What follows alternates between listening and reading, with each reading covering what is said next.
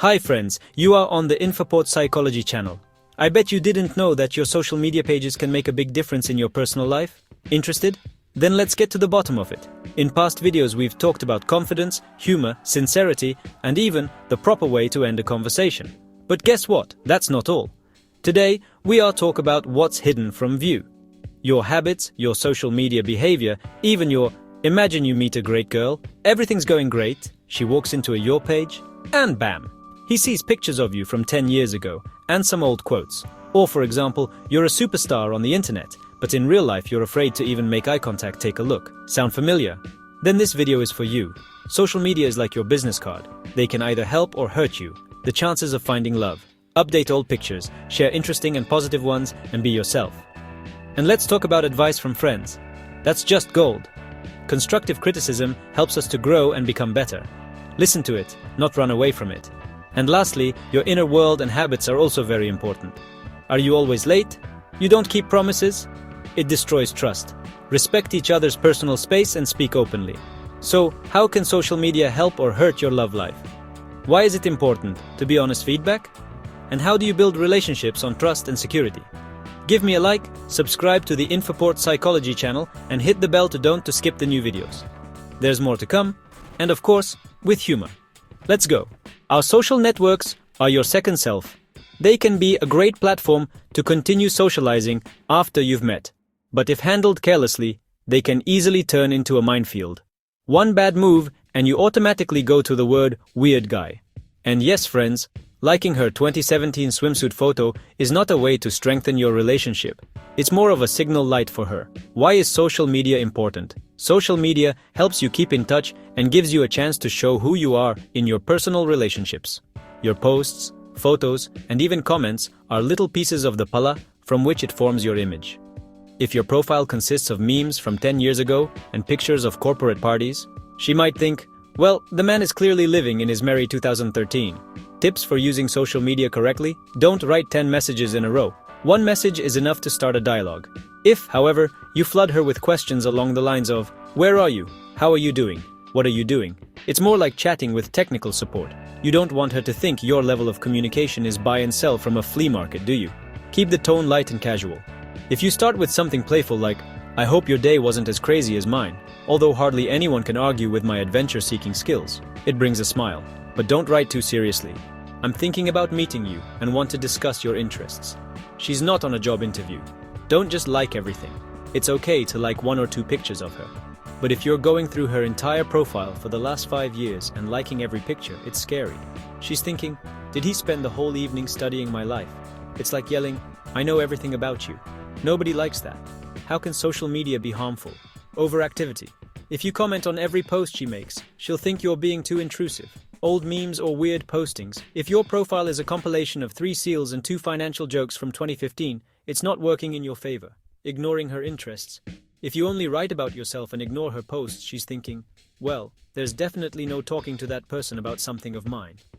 Why it's important? Social media is an extension of your communication. They should work for you, not against you. With the right balance of activity, ease of communication, and a little attention to detail, you become a person who is a pleasure to talk to. Check your social networks now. Think, what does your profile say about you? And remember, it's important to be yourself on social media, but don't overdo it. Give us a like, subscribe to the Infoport Psychology channel, and click the bell so you don't miss our tips. More ideas on how to improve yourself and your relationships await you in this installment. Let's keep going. Friends aren't just who you spend your evenings watching soccer or discussing memes with. They're also people who genuinely care about you, which means they can say, hey, you can do better. Their honest feedback can be your lifeline in the ocean of communication. And yes, it's better to hear the truth from a friend than from a girl who just disappeared after the first date because you listened to your collection of old hard disks for too long. Why do friends' opinions matter so much? Because we often don't notice our own mistakes. For example, you think you're being confident. A friend will say, you were sitting with your arms crossed and your sleeve rubbed like you were taking an exam. Or you think you're telling something interesting. A friend will honestly say, no man, it sounded like a furniture assembly manual. Friends are your honest mirror. Not only will it show you that you have a ketchup stain on your shirt, but it will also tell you how to cover it up before anyone notices. Examples of friends saving you from failure. You talk about yourself too much. Friend. You've been talking for 10 minutes about how you were deciding between two pairs of sneakers. Would you stop? You. Really? That was boring? Friend, the only thing more boring is watching paint dry. Your body language gives away your insecurity. Friend, why do you keep rocking back and forth like you're on the subway? You. I didn't notice it. Friend. Well, the girl sure did. Probably figured you were uncomfortable and were looking for a way to get away. Your style leaves a lot to be desired. Friend. Dude, that shirt makes you look like a history teacher. Why don't you wear something simpler? You. But it's comforting. Friend. Comfortable is good, but looking normal is even better. How do you use the feedback? Listen, and don't take offense. If a friend says, "You sounded too abstruse, try speaking more simply," that's no reason to take offense. It's an opportunity to get better. And yes, if a friend says your cat joke isn't funny, don't turn on the drama. You're not a stand-up comic, keep it simple. Ask clarifying questions. What is it that looks strange? Or, how can I fix it? These questions help you understand what to work on. Don't be afraid to change. If friends say you sound too formal, phrase your speech a little lightly. If they notice your insecurity, practice in front of a mirror. It's not difficult and you'll notice the results. Why it works. Friends support you from the sidelines and can give you honest, and more importantly, useful feedback. Their comments can help you avoid mistakes and look better in the eyes of others. It's better to have a friend say, "You talk about yourself too much," than a girl who just gets up and walks away saying, "Thanks, but that's not my format." Don't hesitate to ask your friends what they think about your behavior, style, and communication. These tips can be a real eye-opener for you. Give us a like, subscribe to the Infoport Psychology channel, and hit the bell. In this installment, we'll talk even more about how to become better at communication and relationships. Let's move on. Let's start with the obvious. Women can detect your nervousness faster than a lie detector can detect a lie. If you're tense, sweating, or jumping from topic to topic trying to please, it's game over. The concept of peace says, "I'm confident, I'm not afraid to get to know someone, and I know exactly what I'm doing." And yes, if your hands are shaking like you just looked at the utility meter, that's definitely not the calm she wants to see around her. Why is peace of mind so important? Inner peace is your invisible magnet. It shows that you can hold your own and are not afraid of unexpected turns. When you're calm, you look confident, even if you're a little worried. You don't get confused or say things like, "Hi, I'm..." Oh, you get the picture, right? A woman feels comfortable around you because you are confident and don't hand her your nerves.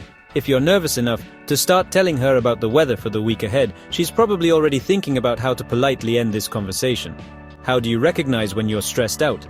You talk too fast. The words of your stream sound like a rap battle, and without rhyme. She's trying to understand what you said, and you're already on your third topic. Her face will give away her lack of understanding. What storm just blew through? You avoid eye contact. Your eyes are looking anywhere but at her.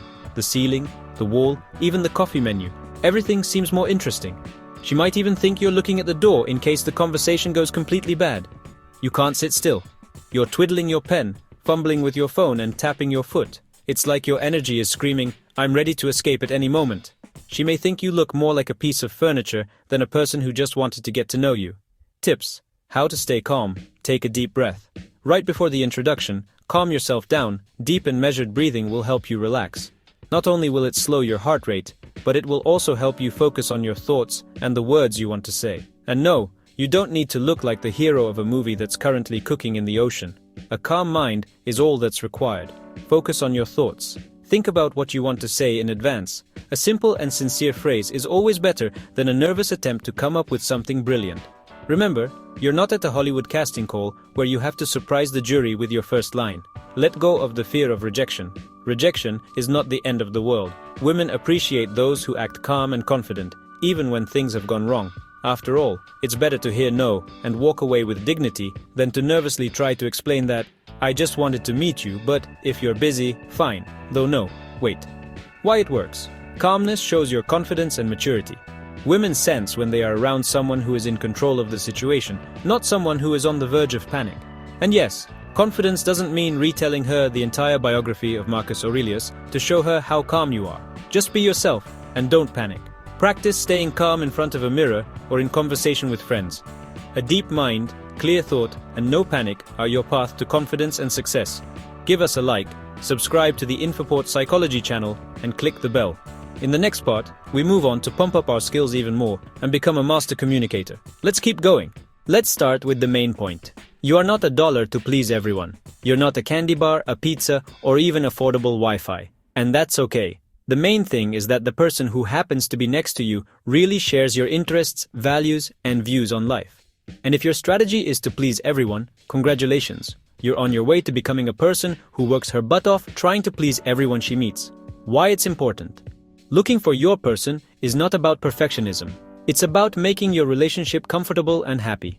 If you're into hiking and she hates to leave the house further than the nearest supermarket, it's unlikely that your weekends will be filled with harmony. You don't want to hear every time, "No, I'm not going into the woods, we'll be eaten by a bear." The same goes for most values. If you are in favor of ecology, and she is sure that plastic consequences are not terrible, and she does not care what will be in the future. Agree, conflict is inevitable. Mistakes that many people make trying to please everyone.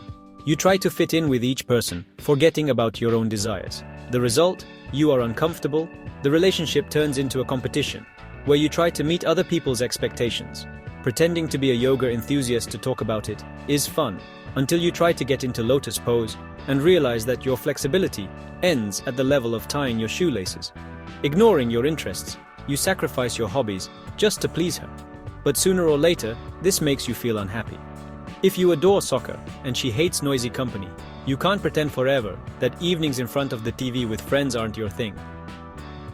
Blind investigation. You're looking for the perfect girl who meets your standards. It's like ordering a thing online just because it's popular and then realizing you don't need it, but you can't return it. Tip: how do you find your person? Be sincere. When you are honest with yourself and people, you attract those who share your values. If you love board games, say so. It's better to find someone who likes Mafia right away than to hide it, so she'll suddenly find out that you run off to a friend's house every Friday to roll dice. Look for common interests. Look for someone with whom you have common ground. Like to travel? Then your soulmate should also appreciate hiking and new places. And if she says, "My ideal trip is to the neighborhood mall," think twice.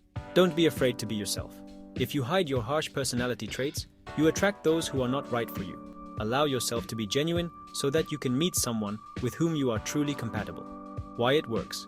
Because relationships are not about chasing approval, but about finding someone with whom you can be yourself. Only when you find someone who understands you will you find true harmony.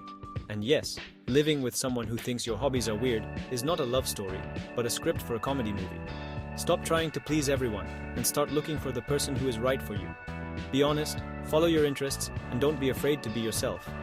Give us a like, subscribe to the Infoport Psychology channel, and click the bell.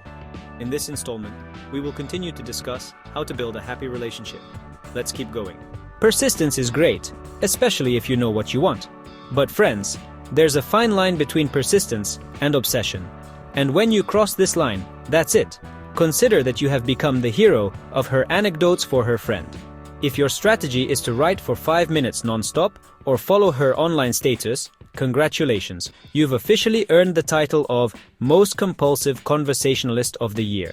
Why is it important to strike a balance? Let's be honest, no one wants to feel like they're on camera. Women appreciate attention, but that attention needs to be metered. If you put too much pressure on her, she starts to feel uncomfortable. And this certainly does not arouse sympathy. Imagine you are a person using a new dish. If you gently offer, "Try it. It's delicious. It's interesting." If you come up with a spoon and force feed, it is unlikely that anyone will thank you. Mistakes worth jeopardizing. Texting too often. If you send her, "Hi, how are you?" and 5 minutes later you add, "Are you here?" and then, "Are you busy? Why aren't you answering?" That's not persistence. That's panic. She hasn't had a chance to read the first message yet, and you've already managed to write the screenplay for how not to communicate. Direct pressure. "Why don't you want to go out for coffee with me? We had a great conversation yesterday." Sounds more like a demand than a suggestion. It won't make you more attractive. It will make you look like a boss who demands a report, trying to control her time. If you ask why she was online but didn't answer you, that's it. You've officially gone into freak mode. Yeah, you're just asking to be blocked, because no one wants to feel like they have a virtual supervisor. How to be persistent but not pushy. Be easy to talk to. If you suggest meeting, add the phrase, "if it's convenient for you." This shows that you respect her time and plans. I'd be interested in continuing our conversation. Let's cross paths sometime, if you're in the mood. The main thing, don't add, "Well, if you don't mind, of course, because I'm a modest person. Though, okay, forget it." That's too much. Don't expect a sudden response. If she doesn't respond right away, it doesn't mean she's ignoring you. People have things to do, and that's okay. Don't be that guy who texts, "Are you blowing me off?" after 5 minutes. She could have just gone out for bread, and you're already causing drama. Give her space. Persistence is about offering, not pushing. If she's not ready to reciprocate yet, let the situation go. Sometimes it's better than messing things up by being active in reverse. If you're interested, let's continue the conversation later. I'd be happy to. Why it works. Women appreciate men who are confident while respecting other people's boundaries. When you give her time and space, she feels comfortable, not cornered. And yes, it's much better than becoming that guy who is remembered with the phrase, "Oh, that's the guy who texted me 15 messages in a row when I was in a meeting." Friends, learn to find balance. Persistence is good, but ease of communication makes it even more effective. Give freedom, respect time, and offer rather than insist. Put a like, subscribe to the channel Infoport Psychology, and click on the bell. In the next part, we will understand how to build a harmonious relationship. So friends, today we've discussed how to stay safe, find your man, and keep a balance between persistence and ease. These are all important steps on the way to a successful relationship. But there's more to come. In this part, we discussed how to strengthen relationships and make communication deeper. You learned how to treat common mistakes in communication, why it is so important to maintain interest in each other, and how sincerity and honesty become a bridge to a strong relationship. To not miss the next installment, subscribe to our channel Infoport Psychology, give us a like, and click the bell. Share this episode with friends who are also looking for answers to important questions about dating and relationships. See you in the next video.